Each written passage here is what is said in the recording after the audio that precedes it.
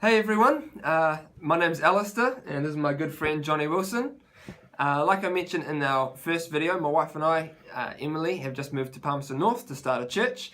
We've started these videos to enable you to be part of our journey. We want this to be a two-way conversation, so please send us some comments, some feedback, some advice, thoughts, anything that you want us to know. Today I have the special privilege of hanging out with my friend Johnny Wilson. We worked together for 7 years here at Good Time Music Academy down in Wellington in the Lower Hutt region, which has been cool. He runs this academy, which is more than 1,200 students. It's also the most innovative music academy in Australasia, if not the world, but that's maybe my opinion.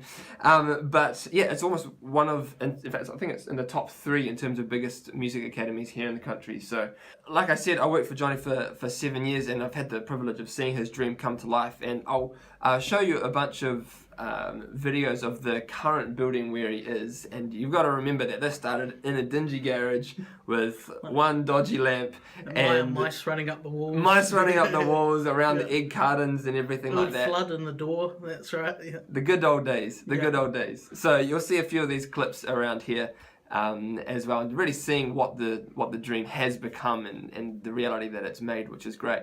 So probably one of the main questions I want to ask you, Johnny, and I know that you do well, is having that dream and even knowing the steps you need to do to get there, but living in the tension of not being there yet. So the space of where you are to where you want to be and living in that space. How do you do that well?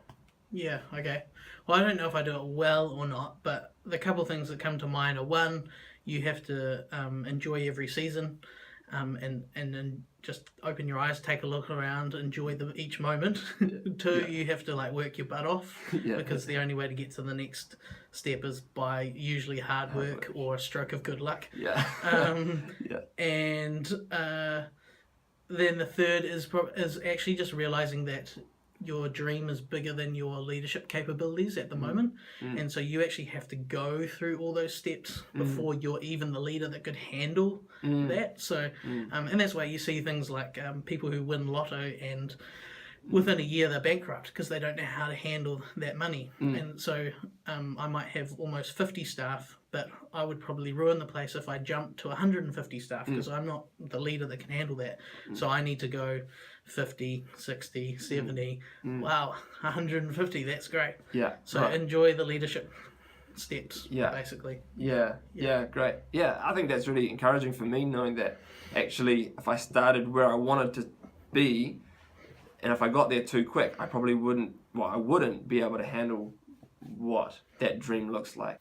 So, Johnny, how much would you talk about your dream, both to people who you respected and also just your general average blog walking along the street? In early years, I would only talk to people that were positive, big thinkers. So most people were sort of haters. Haters, or that sort of Kiwi attitude of bring people down. Oh, you're gonna do music, you better get a plan B or get a real job. I didn't talk about it a lot unless I knew people were pumped and they were positive people and would encourage you, and they are usually successful people because they believe in the underdog. They believe in the crazy idea. Because they've done it themselves.